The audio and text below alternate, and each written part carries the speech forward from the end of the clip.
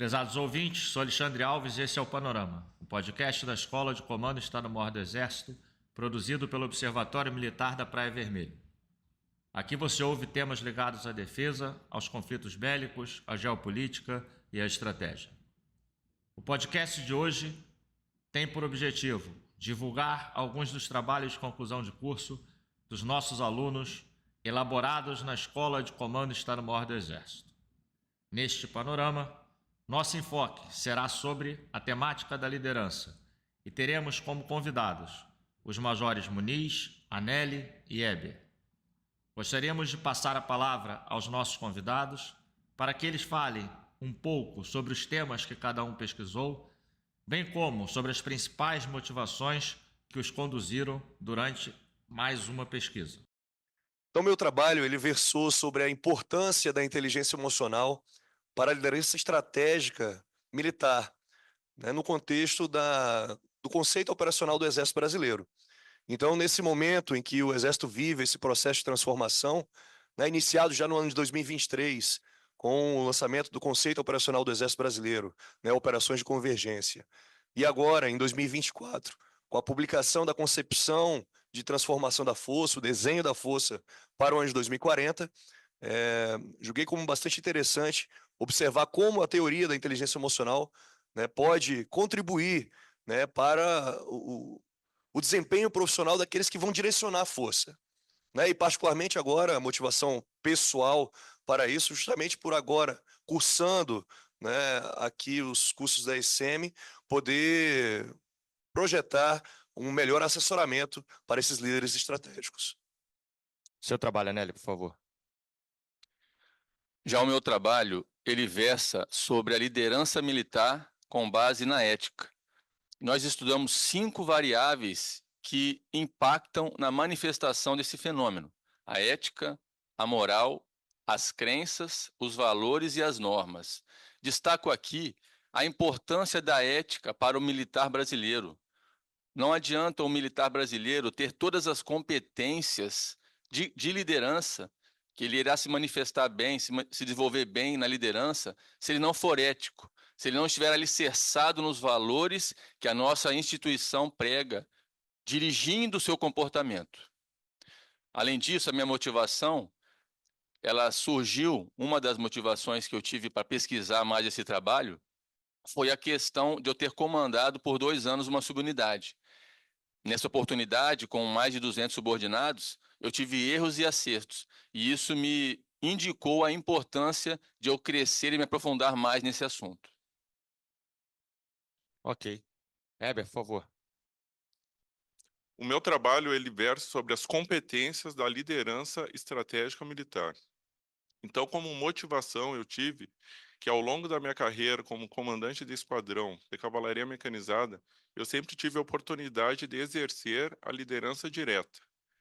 Agora, como aluno da Escola de Comando Estado-Maior do Exército, eu tenho a oportunidade de aprofundar nesse importante tema, abordando as competências da liderança estratégica. Perfeito, Eber. Então, nós podemos ver nessa primeira passada em que os nossos convidados puderam abordar os temas que foram pesquisados, a preocupação que os 3 militares têm com o desenvolvimento da liderança militar. Isso se explica de uma forma bastante simples. Ao ingressarem na Escola de Comando Estado-Maior do Exército, os nossos majores, eles mudam um pouco o foco de liderança, deixando de ser uma liderança operacional e tática, passando para uma liderança estratégica. Né? Nessa primeira passagem, nessa primeira rodada de análise, nós podemos perceber o trabalho do Anelli com uma preocupação muito grande em linkar a liderança militar com a ética, com a nossa história, com a nossa tradição, com os valores cultivados pelo Exército Brasileiro. E com grande satisfação já vemos o Muniz e o Eber abordando o trabalho de pesquisa que focam justamente sobre a inteligência emocional, sobre as competências, todas elas voltadas para a prática da liderança estratégica militar que nossos alunos exercerão assim que concluírem os nossos cursos aqui da Escola de Comando Estado-Maior do Exército. Passando então para a segunda parte do nosso podcast, nós vamos para a nossa segunda pergunta. Eu acho que a gente pode começar pelo Anelli, ok? E eu queria saber de vocês quais os principais resultados que os senhores conseguiram obter com o trabalho que realizaram. O principal resultado do meu trabalho foi colaborar na construção de uma base sólida para a compreensão desse fenômeno tão importante que é a liderança. Nós estudamos cada uma das 5 variáveis e bem como a relação dessas variáveis com a liderança. Nesse estudo, nós fizemos comparações com diversas fontes existentes na nossa sociedade sobre esse fenômeno e refinamos cada conceito, propondo ou sugerindo adequação, complementação ou sugerindo conceitos que não existiam antes. A exemplo da ética em si, diferenciando-a um pouco da moral, que muitas vezes, e alguns pesquisadores, usam ambas como sinônimos. Após esse refinamento, nós fizemos uma comparação e uma análise de todos esses elementos, levando-os à liderança e como que eles influenciam de maneira profunda, mais superficial, ou simplesmente numa questão de conhecimento, de forma que a liderança se manifeste. E cabe destacar que eu fiz um artigo científico juntamente com o Weber neste ano corrente, complementando e integrando os nossos temas, linkados com a liderança e com a competência. Então, o trabalho integrado que eu realizei com a Nelly, então foram abordados várias competências que um líder militar estratégico deve possuir. A primeira competência elencada foi a competência da comunicação, que o líder estratégico ele deve transmitir de maneira clara quais são os objetivos da instituição. A segunda competência seria a capacidade de relacionamento. Então, o líder estratégico ele tem que cumprir, ele tem que se relacionar de uma maneira sólida para adquirir a confiança tanto dos agentes internos quanto dos agentes externos à instituição. A terceira competência seria a dedicação. Então, o líder ele tem que se dedicar, mostrar dedicação para que ele seja o exemplo para os seus subordinados. A quarta competência seria o conhecimento profissional. Então, todo líder que ele está na posição como líder estratégico, ele tem que ter conhecimento operacional estratégico, ele deve ter conhecimento da administração militar e, principalmente, ele tem que gerir os recursos financeiros e humanos à força. E, por último, todas essas competências elas têm que estar linkadas com a ética militar. Cabe ressaltar que essas competências estão relacionadas com a inteligência emocional, que foi o trabalho abordado pelo Major Muniz. E é interessante observar o como a inteligência emocional ela permeia essas competências que o Weber falou, mas sempre também alicerçadas na ética, na moral, que foi aqui exposta pelo Anelli. No trabalho que eu desenvolvi, buscando a teoria da inteligência emocional, a gente observa as dimensões dessa teoria, né? As dimensões da própria inteligência emocional. E a gente vê a necessidade de uma autoconsciência, né, em que vai permitir que esse líder estratégico ele possa, de fato, conhecer as suas emoções, conhecer a forma como ele pode reagir a qualquer situação que possa ser exposta de forma inédita. Num segundo momento, ainda como dimensão da inteligência emocional, a gente pode ver a questão do autocontrole, de ele, conhecendo essas emoções, ele poder balizar as suas atitudes, né, as suas ações, conhecendo e se adaptando às situações inéditas que se apresentam. Competências essas muito pessoais, mas também partindo já para as outras duas dimensões, da parte da capacidade social, de ele poder ter empatia, de conseguir gerar uma ressonância no grupo, a partir do momento de sentir, de ter a percepção correta dos sentimentos, do ambiente que ele está permeando. E da mesma forma, né, na última dimensão, a sua habilidade de gerir relacionamentos. Né? Indiscutivelmente, um líder estratégico, ele vai lidar, como você mesmo disse, com agentes internos, externos, e isso vai exigir que ele tenha essa habilidade de fazer. E quando a gente vê o COEB, né, o conceito operacional, e vê o desenho da força para 2040, no ambiente que se desenha para esse período temporal, observa-se mais do que nunca essa necessidade. Muniz, só para frisar, COEB, nosso público é Sim, é o conceito operacional do Ok, eu Exército sei que você Brasileiro. falou, só voltei Sim, sim, a baila de novo para que você possa explicar direitinho. sim, sim. É, eu vou deixar vocês um pouco numa situação difícil agora, porque eu acredito que vocês tenham aprendido muito com o trabalho que vocês tenham realizado. Esse aprendizado que vocês tiveram, na verdade, ele deve ser a contribuição do trabalho de vocês para a força como um todo, né, para o aprimoramento do exercício da liderança. Então, eu ia perguntar justamente quais seriam as contribuições do seu trabalho para a Defesa Nacional, para o Exército. Eu vou mudar só um pouquinho a pergunta, que eu acho que a gente vai chegar no mesmo objetivo. O que vocês aprenderam durante a pesquisa? Como isso reflete, né, nessa mudança de liderança de vocês? Os senhores sabem que a liderança operacional e tática ela não ficou para trás, mas que a partir do momento em que os senhores saírem dessa escola formados, vocês vão precisar muito mais da liderança estratégica do que das duas primeiras que eu coloquei. Quem quer começar? Se meus amigos aqui permitirem, eu posso até iniciar. Particularmente para mim, no início do trabalho, foi um desafio, justamente pela nossa experiência profissional, está muito ligada com a parte da liderança direta. Eu enxergava sempre, será que a liderança estratégica é apenas indireta? É apenas a capacidade de influenciar outros comandantes? Mas ao final do trabalho eu observei, isso, querendo ou não, vai ser uma contribuição muito particular, inclusive, de que, não, o líder estratégico, na verdade, ele continua exercendo a sua liderança direta, sendo que com públicos e situações diferentes, né, em que vão gerar ressonância por toda a força, por todo aquele segmento que ele vai estar comandando. Então, ao identificar essas dimensões, a gente pode mostrar a validade ainda dessa teoria aplicada com a realidade do processo de transformação da força atual e também mostrando agora como um primeiro passo para que possa ter também o desenvolvimento de como aprimorar essas habilidades, essas competências com os demais. Particularmente, eu acho que para mim foi isso.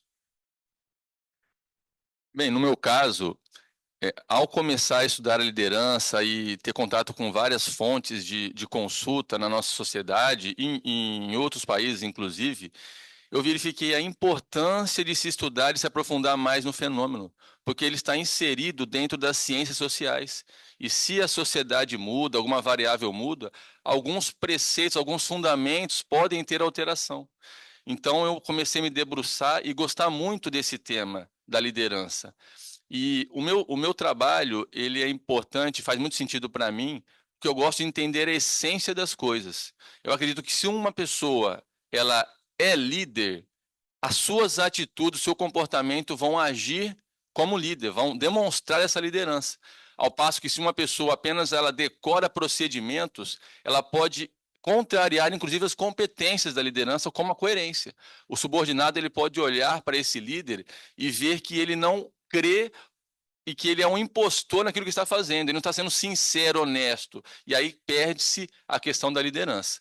Então, isso foi um dos aprendizados que eu tive, e já com relação a essa colaboração para o Exército e para a Defesa Nacional, eu acredito que a liderança, sendo um elemento essencial para gerar poder de combate para a força, com esse embasamento eu contribuí com esse poder de combate para o nosso Exército, na medida que os líderes eles vão ter mais condições de se capacitar e embasar-se para ser líder e assim agir como líderes. Anelli, só antes de você passar para o Weber, eu vi que no teu trabalho aqui você trabalhou com 4 variáveis que a gente aqui no Exército julga muito importante. A ética, as normas da força, os valores que a força prega e as suas crenças. Sim. Você teria como hierarquizar dessas 4 no grau de importância? Qual seria, a seu ver, na pesquisa que se desenvolveu para a liderança, da mais importante para menos importante entre essas 4, apesar de nós sabermos que as 4 são fundamentais? Sim, é uma pergunta difícil, mas penso que até o insumo do meu trabalho ele foi materializado num diagrama de relações. E a ética ela é fundamental para que o ser líder ele se manifeste, ao passo que os valores e as crenças da mesma forma. A essência da liderança eu compreendo que esteja no pilar ser do líder. Obviamente que esse pilar ele também é influenciado pelo saber. Quando o líder toma conhecimento de valores éticos, morais, ele pode assumir aquilo para ser melhor, acreditar naquilo, então influencia suas crenças. Aí depois, eu creio que o comportamento ele vai ser seguido disso. Perfeito. Heber, seu trabalho, por favor. Então, a grande contribuição do trabalho foi que, ao longo da minha carreira, então, eu sempre tive então a liderança direta. E com o passar do tempo, a gente vê a importância da liderança estratégica. Então, o grande aprendizado desse trabalho foi conhecer os fundamentos e as competências da liderança estratégica.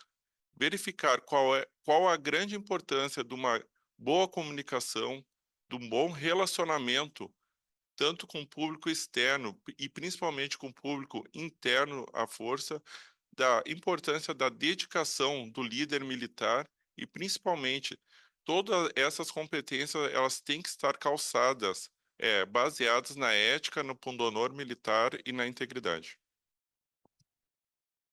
Ok, nós estamos chegando ao final da nossa conversa. Nós vamos deixar agora a palavra aberta para os três, caso eles queiram fazer alguma colocação final sobre a atividade que nós desenvolvemos. Muniz, é contigo? Se eu fosse pontuar ainda um detalhe, eu acho que é interessante a gente observar, já concluindo, claro, o mundo que a gente vive, de fato, bastante precipitado, né, conturbado, confuso por vezes, e a gama de informações, né, as quais os indivíduos, e num caso específico, né, os liderados são bombardeados, o desafio que é da liderança estratégica militar de conseguir comunicar, né, e sensibilizar esse liderado sobre a importância da ética, dos valores, da moral, e mais do que isso, de ser isso, de investir isso e conseguir, nesse ambiente, conduzir os caminhos da força. Então, de fato, me debrucei sobre o estudo e vejo a correlação direta com as capacidades militares, que são dos comandantes militares do conceito operacional, com essa necessidade de desenvolvimento da inteligência emocional. Por fim, então, eu gostaria de agradecer a oportunidade de expor os nossos trabalhos aqui para o público e revelar, então, a importância do estudo da liderança estratégica militar no Exército Brasileiro. Ok. É verdade. Concordo com você, Heber. É uma honra estar aqui e poder compartilhar das nossas pesquisas. Acredito que a pesquisa científica, o debate, ele vai contribuir com o engrandecimento da nossa sociedade. Por isso, somos muito gratos. Agradeço a ECM e ao Instituto Meira Matos. E os nossos trabalhos vão estar disponíveis aí nos bancos do nosso Exército para consulta. Estamos à disposição para futuros debates. Você pode divulgar o nome da plataforma, onde vai estar disponível, onde vão estar postados os trabalhos de vocês. Exatamente. Os nossos trabalhos eles estão postados na plataforma da Biblioteca do Exército, é o BDGEX, A Biblioteca Digital do Exército. Biblioteca Digital do Exército. E ali vão estar os nossos artigos científicos, bem como os nossos trabalhos de conclusão de curso. E dessa forma nós chegamos ao final de mais uma edição do Panorama, o podcast da Escola de Comando e Estado-Maior do Exército. Gostaríamos de agradecer imensamente aos majores Muniz, Anelli, Heber e a todos os nossos ouvintes que nos prestigiam com a sua audiência. Se você quiser saber um pouco mais sobre esse assunto, acesse o site do Observatório Militar da Praia Vermelha, no endereço eletrônico ompv.sm.eb.mil.br. E nós continuamos aqui, da URCA, observando o que acontece de mais relevante no Brasil e no mundo.